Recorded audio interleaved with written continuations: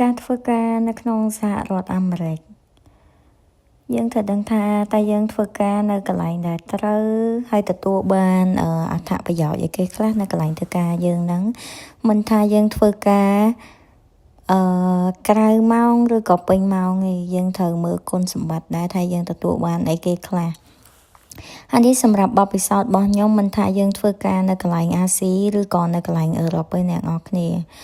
យើងត្រូវដឹងថាយើងទទួលបាន benefit អីខ្លះគេហៅ work benefit ចឹងណាអានេះចំពោះបទពិសោធន៍ខ្ញុំការខ្ញុំធ្វើការពេញម៉ោងជា healthcare នៅសហរដ្ឋអាមេរិកគឺខ្ញុំទទួលបាន work benefit ដូចជាការ insurance សុខភាព insurance ថ្មីហើយ life insurance ដូចជានៅពេលឧទាហរណ៍មានរឿងអីកើតឡើងចំពោះខ្ញុំអញ្ចឹងណាខ្ញុំពិការភាពឬមួយក៏ខ្ញុំបាត់បង់ជីវិតអីចឹងស្វាមីខ្ញុំឬក៏កូនខ្ញុំនឹងទទួលបានលុយ$25,000ហើយនៅពេលដែលយើងធ្វើការពេញម៉ោងឬក៏ក្រៅម៉ោងទៅតាមក្រុមហ៊ុនយើងហ្នឹងយើងមានទទួលបាន401k មានន័យថាលុយប្រាក់ចូលនិវត្តន៍ណាគេនឹងកាត់ចូលទៅក្នុង social number របស់យើងហ្នឹងគេហៅ401k ឬក៏ហៅលេខខ្មែរចុះ401k អក្សរអង់គ្លេសអញ្ចឹងណាហើយនឹងយើងអាចប្រើប្រាស់ម៉ោង PTO បានគឺម៉ោងយើងធ្វើការលើសម៉ោងណាគេហៅpaid time off ហ្នឹងគេ PTO ហ្នឹងយើងប្រើប្រាស់បាននៅពេលណាទៅតាមច្បាប់ក្រុមហ៊ុនរបស់យើងនៅពេលដែលយើងទៅវិស្មការយើងឈប់សម្រាកពីការងារទៅមើលគ្រួសារទៅដើរលេងអីចឹងឬក៏ពេលយើងឈឺឬក៏មាន emergency អីណាមួយយើងអាចប្រើម៉ោង PTO ហ្នឹងបានសម្រាប់ខ្ញុំធ្លាប់ធ្វើការក្រៅម៉ោងខ្ញុំធ្លាប់ធ្វើការពេញម៉ោងខ្ញុំធ្លាប់ធ្វើការនៅក្រុមហ៊ុនអាកាំងជាងខ្ញុំអត់ធ្វើការនៅក្រុមហ៊ុនអាស៊ីទេអញ្ចឹងនៅពេលដែលអ្នកនរគ្នាដាក់ពាក្យធ្វើការអ្នកនរគ្នាត្រូវមើលថា work benefit យើងបានអីគេខ្លះហើយនៅពេលដែលយើងធ្វើការចាប់ពី7ម៉ោងឡើងលើគឺយើងទទួលបានម៉ោងសម្រាកកន្លះម៉ោងគឺយើងត្រូវតែសម្រាកតែម្ដងកន្លះម៉ោងហ្នឹងគឺគេអត់រាប់ទេគឺគេអត់គិតលុយឲ្យយើងទេគឺយើងត្រូវតែសម្រាកបើយើងធ្វើការចាប់ពី7ម៉ោងឡើងលើអញ្ចឹងណាមានថាកន្លះម៉ោងហ្នឹងគេអត់គិតលុយឲ្យយើងទេគេឲ្យយើងសម្រាកតែបើយើងចង់ធ្វើទៅប៉ុន្តែទៅតាមច្បាប់ឲ្យក្រុមហ៊ុនទៅតាមរដ្ឋមួយចំនួនដែលយើងរស់នៅនេះគឺជាបទពិសោធន៍ដែលខ្ញុំទទួលបាននៅពេលដែលខ្ញុំធ្វើការនៅសហរដ្ឋអាមេរិកហើយខ្ញុំចូលចិត្តធ្វើការនៅកន្លែងអាកាំងជាងដោយសារច្បាប់ទម្លាប់គេមានច្បាប់ទម្លាប់របស់គេបើយើង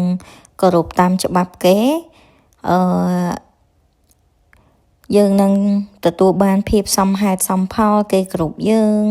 ងក៏គ្រប់គេដែរអញ្ចឹងណាគ្រប់ហើយយើងគ្រប់ច្បាប់ដូចគ្នាមួយវិញទៀតគេអត់ស៊ីកម្លាំងញើសឈាមយើងទេយើងធ្វើបានប៉ុណ្ណាយកប៉ុណ្ណឹងហើយយួមសុក្រិតតែម្ដងប៉ុន្តែក៏អត់មានមនុស្សសេចក្ដីណាជាមួយយើងដែរដោយសារមនុស្សគ្រប់គ្នាស្ថិតនៅក្រោមច្បាប់ឧទាហរណ៍នៅកន្លែងចាស់ដែលខ្ញុំធ្វើការនឹងតែម្ដងគឺគេមានcall in អីចឹងមានថាយើង call in បានតែ3ម៉ោងបានតែ3ដងទេសម្រាប់ urgent care urgent situation បញ្ហាដែលបន្ទាន់ហ្មងយើងត្រូវ call គេឲ្យបាន2ម៉ោងមុនឧទាហរណ៍យើងឈឺយើងត្រូវ call គេឲ្យបាន2ម៉ោងមុនឬក៏យើងមានបញ្ហាគ្រួសារអីយើងរវល់ថ្ងៃហ្នឹងយើងអត់អាចទៅធ្វើបានទេយើងត្រូវ call គេឲ្យបាន2ម៉ោងមុនអត់តែយើងគ្រប់ច្បាប់អីមិនថាការងារអីទេគឺយើងនៅកន្លែងហ្នឹងតែម្ដងមួយវិញទៀតការនិយាយស្ដីឬក៏ទម្លាប់អីមួយនៅកន្លែងធ្វើការរបស់អាកាំងគេអត់ចង់ឲ្យយើងនិយាយពីរូបរាងកាយរបស់គេយំកុំនិយាយប៉ះពាល់តាក់ទងទៅនឹងបញ្ហាផ្ទាល់ខ្លួនគេហៅបរិហាគេអញ្ចឹង